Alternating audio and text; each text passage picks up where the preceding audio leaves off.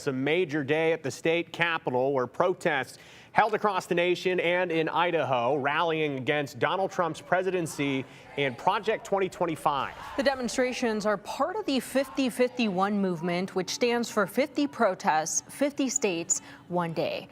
They were also held here in Boise on the Capitol steps. That's where Abby Wilt is now. And Abby, what was it like earlier today? Joe, Brenda, it was definitely a different scene earlier today than it is right now. People had filled the entire front of the Capitol with signs in their hands. They were all protesting against Donald Trump's presidency.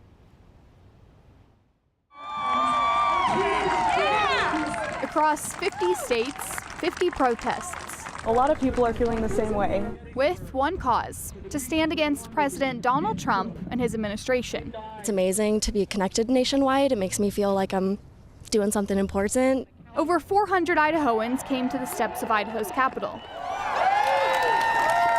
They say to advocate for unity and change. We are kind of focused on coming together as not leftists or right-wing or moderate people, but as American people. Get to know people who don't agree with you and learn to love them anyway. Kay organized the protest after feeling called to step up. I've never done anything like this before, but I saw a need and I just wanted to fill it. And it's really cool to have gone from being a simple observer and concerned citizen to falling headfirst into a national movement. Protesters shared their stories about transgender rights, abortion access, and their concerns with Elon Musk's involvement in government decisions. I'm very, very disappointed with what's happening in Washington. They say Trump's removal of DEI policies and his stance on immigration and healthcare threaten their rights. I am concerned that President Trump is dismantling so many things without a plan on how it's going to run or be replaced. We also advocate for the reinstatement of diversity, equity, and inclusion frameworks to ensure that all Americans are treated with dignity and respect. They are calling for Idahoans to speak up and use their voices. We're all just mothers and fathers. We're sisters, brothers, and cousins. We are friends, lovers, and colleagues. We are the helpers.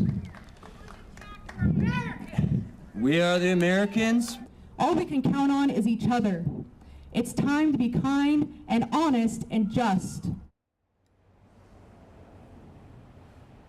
And organizers tell me that while today was, of course, the official protest, they're not going to stop raising their voices for the next 4 years of Trump's presidency. And Joe and Brenda, I also did reach out to the governor's office as well as House Republicans to see if they had a statement or a comment on all of the protests going on today at the Capitol, and I have not yet heard back from them, but we'll continue to make those calls.